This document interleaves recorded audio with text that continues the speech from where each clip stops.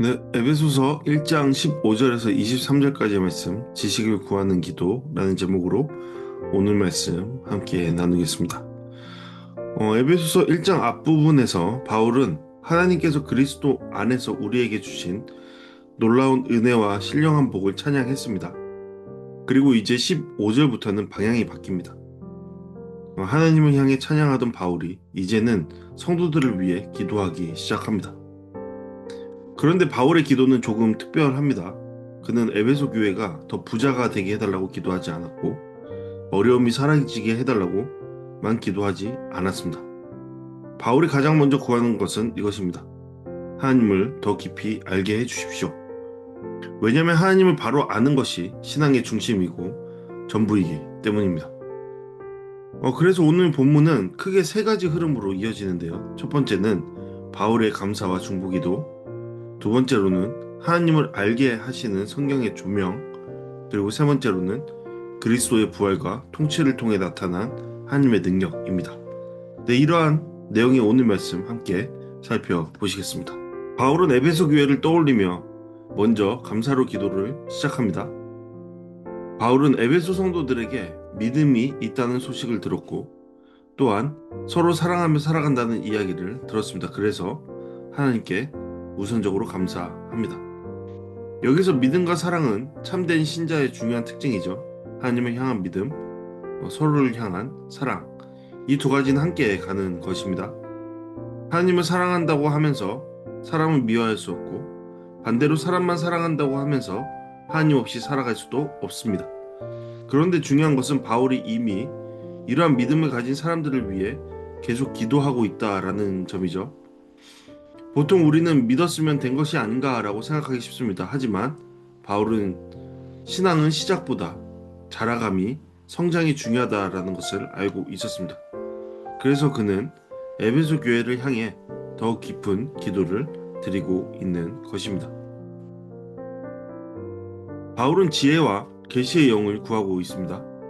여기서 가장 중요한 표현은 하나님을 알게 하시고라는 것입니다. 바울은 성도들이 단순히 종교 지식을 더 많이 얻는 사람이 되기를 원한 것은 아니었습니다. 하나님 자신을 깊이 알고 경험하기를 원했습니다. 성경에서 안다라는 것은 단순한 정보 습득을 의미하는 것은 아닙니다. 관계를 의미하고 경험을 의미하고 그리고 동행을 의미합니다. 우리는 하나님에 대해 많은 말을 할 수는 있습니다. 그러나 실제 하나님을 신뢰하고 살아가는 것은 또 다른 문제다라는 것을 우리는 알고 있습니다. 그래서 바울은 성령의 조명을 구하고 있죠. 왜냐하면 사람의 지혜만으로는 하나님을 온전히 알 수 없기 때문입니다. 성령께서 우리의 마음을 밝히 비춰주셔야만 말씀이 살아 움직이기 시작하고 하나님의 뜻이 보이기 시작하고 믿음이 실제 삶 가운데 나타나기 시작하기 때문이죠. 따라서 우리 또한 이러한 성령을 구해야 합니다. 성령께서 우리의 삶을 통해서 하나님을 알아갈 수 있도록 인도하시는 그러한 거룩한 영을 부어달라고 우리는 기도해야 할 것이죠. 바울은 마음의 눈이 열리기를 기도합니다. 겉으로는 눈을 뜨고 살아가지만 영적으로는 보지 못하는 경우가 많기 때문이죠. 사람은 현실만 바라보면 쉽게 낙심하죠. 문제를 보고 환경을 보고 자신의 연약함만을 봅니다. 자신의 한계된 시선으로 세상을 바라보며 그것이 전부다라고 생각할 때도 너무나 많습니다. 하지만 성령님께서 우리의 눈을 열어주시면 하나님이 준비하신 소망을 보게 됩니다. 네, 이것이 바로 그리스도인의 능력이 되는 것이죠. 그리스도인은 다른 것을 봅니다. 성령을 통해 하나님의 뜻을 바라보고 하나님의 계획을 바라보며 살아갑니다. 따라서 세상에 어떠한 어려움이 우리에게는 어려움이 되지 않습니다. 이유는 분명합니다.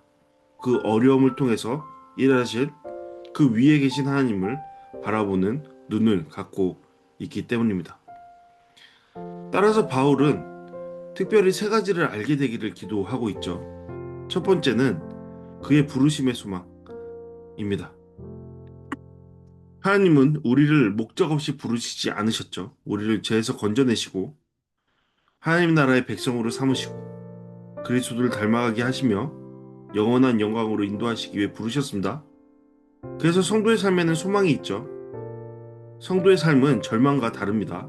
그것은 어울리지 않습니다. 소망이 있습니다. 지금의 삶이 끝이 아닙니다. 세상은 자꾸 현재만 보게 만들지만 하나님은 우리에게 영원을 바라보게 하십니다. 그리고 우리는 그러한 소망을 품고 지금을 살아내죠. 두 번째로 기업의 영광의 풍성함입니다. 바울은 또한 하나님께서 성도들에게 예비하신 기업을 보게 해달라고 기도하고 있죠. 이 기업은 하나님께서 우리에게 주실 영원한 유산입니다. 그러니까 세상 것은 시간이 지나면 사라지고 낡아지고 잃어버릴 수 있습니다. 하지만 하나님이 주신 기업은 사라지지 않죠. 우리는 결국 하나님과 함께하게 될 것이고 죄와 눈물이 없는 나라에 들어가게 될 것이고 완전한 회복을 경험하게 될 것입니다. 그것이 성경 전체에서 계속적으로 선포되고 있는 말씀이죠. 하나님 나라. 바울은 성도들이 이 영광을 잊지 않기를 원했습니다. 그리고 지금 간절히 그 마음을 담아 기도하고 있는 것입니다.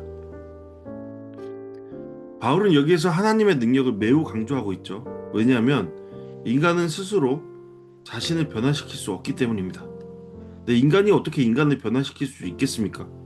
스스로 어떻게 자신을 변화시킬 수 있겠습니까? 우리가 의지력하지만 여러분, 우리에게는 의지력이 없다라는 것만 알게 될 뿐이죠. 네. 우리는 죄를 이기고 싶어도 넘어지고 두려움을 이기고 싶어도 흔들리고 사랑하려 해도 쉽게 지칩니다. 그래서 바울은 우리의 힘이 아니라 하나님의 능력을 바라보게 하죠. 네, 하나님의 능력만이 우리를 변화시키기 때문입니다. 하나님의 능력만이 우리를 하나님의 뜻대로 살게 하기 때문입니다. 그 능력은 이미 예수 그리스도 안에서 나타난 것입니다. 하나님의 능력이 가장 강하게 드러난 사건은 예수 그리스도의 부활 사건이죠. 인간은 죽음을 피할 수 없죠. 아무리 강한 사람도 결국 죽음 앞에서는 무너집니다. 그런데 하나님은 죽으신 예수 그리스도를 다시 살리셨죠.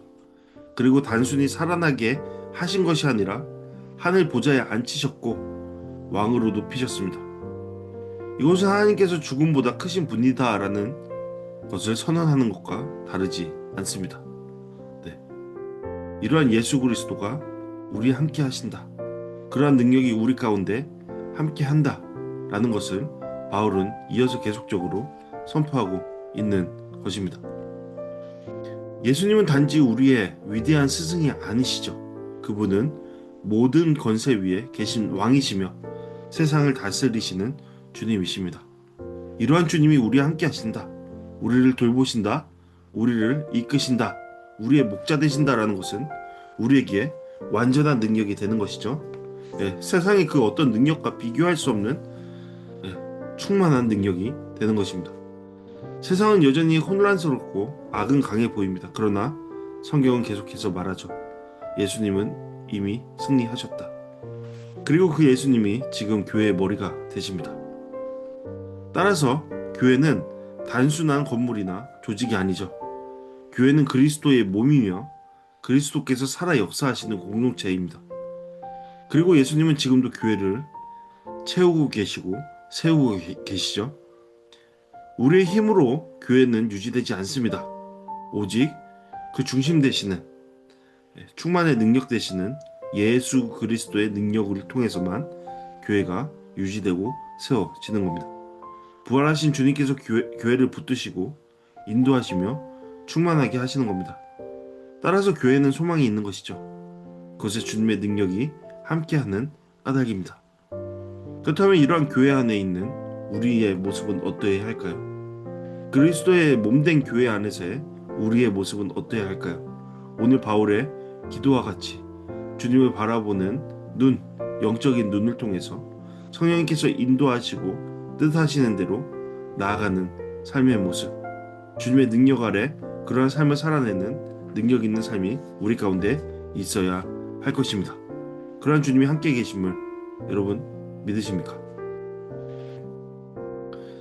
오늘 말씀을 통해 함께 묵상과 적용하는 시간 갖도록 하겠습니다. 여러분, 우리는 하나님에 대해 정보만 쌓고 있습니까? 아니면 하나님을 실제로 알아가고 있습니까? 앞서서 안다라는 것은 단순히 지식이 아니다라고 이야기했습니다. 안다라는 것은 하나님과의 동행입니다. 성령님의 인도하심에 따라 살아가는 겁니다. 그 과정 속에서 성경